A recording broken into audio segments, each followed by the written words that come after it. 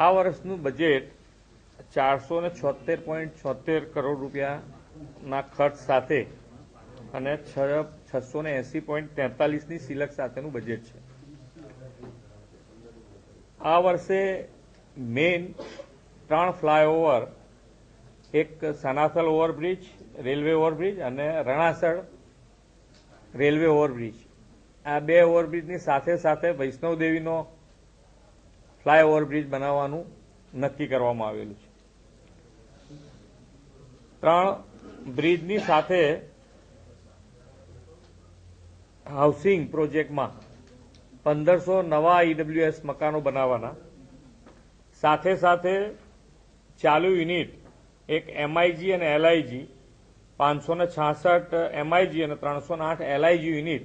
જે આ માર્ચ મહિનામાં અમે પોઝિશન આપીશું અને 1708 યુનિટ અત્યારે જે ચાલુ ઈડબ્લ્યુએસ મકાનો છે એનું ઓગસ્ટ સુધીમાં પોઝિશન આપવાનું ટાર્ગેટ છે.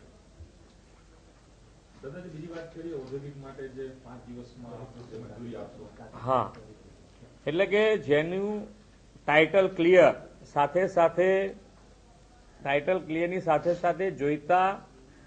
દસ્તાવેજી પુરાવા જેની પાસે તૈયાર હશે એનું લિસ્ટ આઉટ કરેલું છે કે ભાઈ શું શું જોઈશે એ લિસ્ટ આપવામાં આવશે. સાથે સાથે એ ચકાસણી માટે એક અહીંયાથી ટીડીઓ ડિપાર્ટમેન્ટ તરફથી એક વ્યવસ્થા જુદી ઊભી કરવામાં આવશે, જેથી કરીને પ્લોટ લેતા પહેલા અથવા તો પ્લોટ લીધા પછી પણ એને શું શું જોઈશે આના માટે એની માહિતી પહેલેથી જોઈતી હોય તો પણ મળી રહે એની વ્યવસ્થા જુદી ઊભી કરવામાં આવશે. અને જેની પાસે સ્ટાર્ટઅપ ઇન્ડિયા અંતર્ગત આ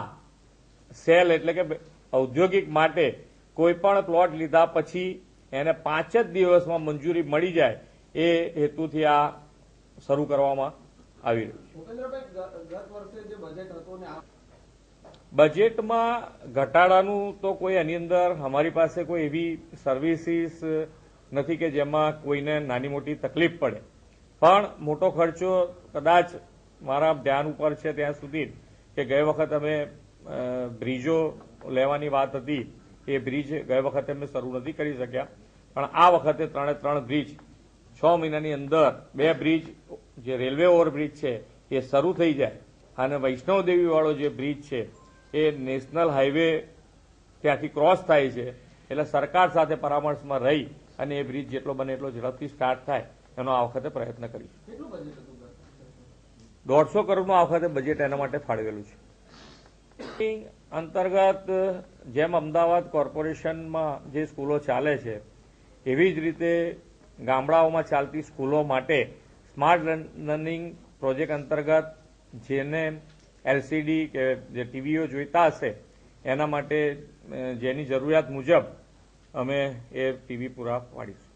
એક તો હોર્ડિંગમાં મને છે ને સંયુક્ત એક ઇન્ટિગ્રેટેડ